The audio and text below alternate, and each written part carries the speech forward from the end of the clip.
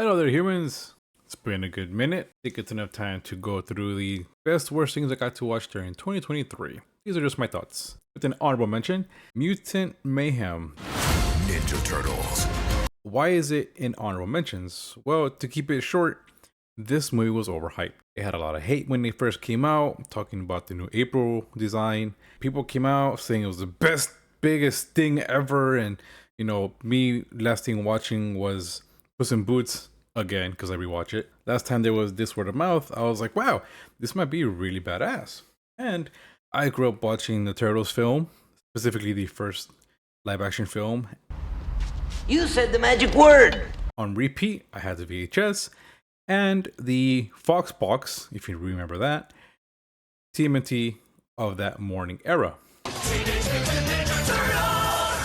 So, how could you go wrong? Well, they made it really modern, and that sounds very weird, but they have cell phones, they have TikTok lingo, I feel they all have ADHD sometimes. They just go right back and forth. It's super quick, their conversations. There were moments where I felt like it was slowing down, and I enjoyed those moments. Like when they first got to April, it's pretty genuine. The first 6 minutes is probably my favorite part with that intro. Pretty legit. Go, Kurt.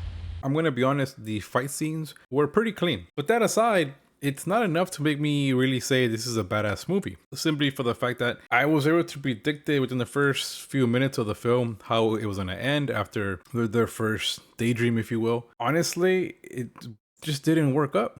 Again, maybe that's just me loving the old fashion of it, but the thing the old movies and shows had was that level of maturity between the turtles and their dad and everybody. That seriousness is what captivated me.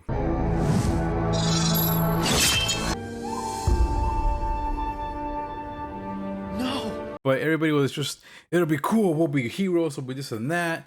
And they had like 3 inspirational speeches. And that's one too many. That's two too many. There's supposed to be one good one, not this, another one.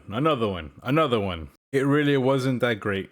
And if you love it, cool. But the hype honestly killed the movie for me. It was just honorable mention, just to let you know.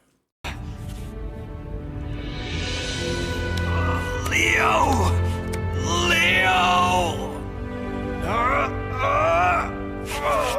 Ashoka. Well.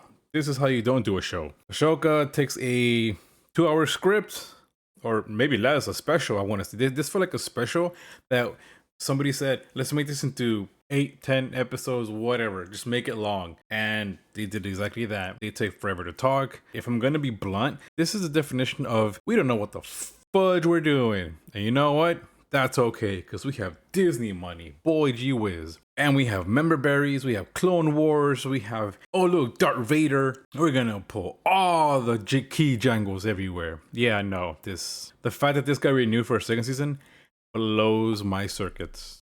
Now, The Little Mermaid, you not only destroyed The Little Mermaid's racial change, which a lot of people did not like, and to be quite blunt, didn't really serve anything to the film. Changed the prince's origin, changed the point of the movie of her falling in love with the prince. That's out the window. Changing the cultural people who are in the film, like the background characters. There's not just white people. It's like a rainbow of people, like a melting pot.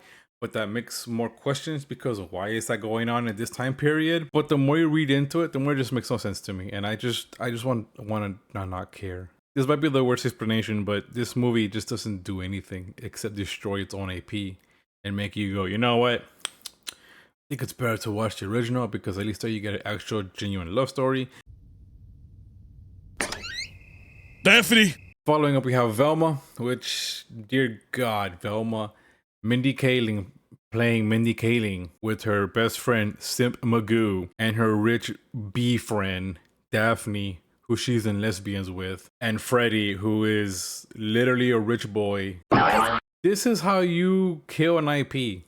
Aside from other IP killers, this is how you make it to where people just hate you. And it still boggles my mind that even though we got a season of this, I lasted 1 episode and clips. People sat through this, and I need to understand how they did this because this just seems unbearable, and you will probably actually lose brain cells watching this. Why would you watch a feminist stroke her ego, live out her lesbian fantasies, and frankly talk about her daddy issues? I don't. I don't know. You guys are special. You guys have my blessing. Following up Velma, we have Blue Beetle. Blue Beetle was one I genuinely disliked simply for the fact that they try to market this towards Latinos really hard, by the way. And we ended up just saying, get this away from me before I slap you with my chancla. This movie is boring. You made us think we were getting something like Superman level or Spider-Man level, something good. But it turns out that we just got Walmart, Foodorama, Mi Tienda, Spider-Man. And not the good Mi Tienda. We're talking like what you walk in and there's this rotting meat smell. Why do we don't want George Lopez. We don't want, oh look, it's a joke, LOL, tacos, haha. We don't want this. We want a good movie. This is just, oh look at this, shiny blue, oh my god. I'm probably not making any sense, but I don't like this film. I don't like this film. This film offends me. This film is a disgrace of calling a Latino-oriented movie that we should have gone to go see. No, denied. Get out of here. And to make it to the almost at the end, we have Wish. Oh dear, my God. This is probably the film that would have been number 1, but it's number 2. Where do I begin? It's the 100th year anniversary special. Completely embarrassed Disney. Feels like it got written by ChatGPT. You care for nobody in the film. The star and the goat aren't funny. I did not laugh, and this is something that I've said before. If I laugh, you're doing something good. I never laughed, and I went with a family member, and even they told me, "You didn't laugh. I didn't laugh. What the fudge did we just watch?" The movie does nothing to flesh out these characters except, oh my god, characters, you need to care for them. Here's a song, and even you end up hating the songs. How do you do that, Disney? How do you make me do this? How do you make me feel like the songs do nothing? The villain song has more feeling than these songs. And these are for your characters. And can we just stay for the fact that this is a 100th year special? This is supposed to be the cream of the crop. This is supposed to pay homage to Disney, tell you a beautiful story, make you say, this is what 100 years of people that have brought you these family films. No, you should throw that out the window. This is a complete piece of dog shit that we polished up, eat it, and everybody who saw this said, ew, this isn't Disney. And people are starting to wake up, which is the coolest thing ever. But they're just saying, this has nothing. The goat isn't funny. I gave it a watch. I hated it. Thank you, Disney, for giving me a film that was supposed to be something that we loved, because one of my first films was actually Disney, believe it or not. But you destroyed it. You destroyed the face of Disney, and you're gonna have to do a lot to bring back your customers. Not only that, you're not doing a good job with Star Wars, eh? And following to the number 1 thing, we have the Doctor Who 60th anniversary special. Not only do we get politics shoved down our throat enough already, we got Joey Whittaker telling us that she's the best thing ever since sliced TARDIS. And no, she's the example of what you get feminism injected into Doctor Who.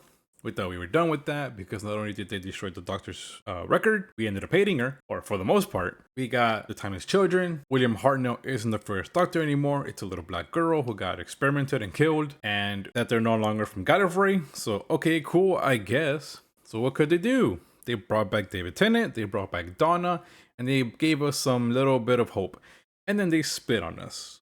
They use these specials to put down David Tennant, call him a male-presenting doctor, trying to talk about being woke and accepting transgenderism, accepting that this is the new way, that you're not best as you were anymore, you should have stayed a woman, you name it, talking about pronouns and correcting people. I'm sorry, this is not Doctor Who. Doctor Who was about problems that affect people as a whole, not politics. RTD is helping on injecting politics. And then when we get to see Darvos, for example, one of my favorite villains, he's just a white guy in a black suit. No undertone there, I hope not.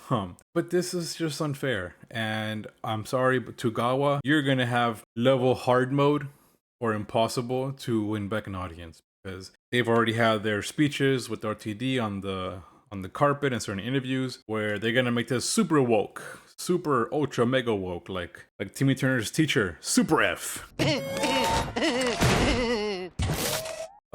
It's like he's turning to the Crocker and we're just suffering through this. And I'm sorry, but I'm not watching anything with Gawa. I refuse. And then I found out that there was 4 specials in the Doctor Who, and not only 3, there was 4. No, I'm good. I'm 100% good. If you guys love Doctor Who, especially the Joe Whitaker and what's been going on with the specials, hey, cool beans. But to keep it real with you, I ain't about it. If you made it this far, I thank you. I know a lot of that kind of felt a bit of the feeling, and it was meant to be genuine feelings, not super scripted. If you enjoyed it, I thank you. I know it's been in a different road because of the changes, but I do have a backlog of things that I still enjoy. There's things around the world, Japanese, British, German, there's different films that I've yet to watch, and I want to watch them, and hopefully you guys can get to see them. If I get to at least watch it, I've done my job. So from the bottom of my gooey heart, thank y'all for staying around, watching the videos, or even lasting this long. And I wish you a good 2024. Stay safe, stay nice.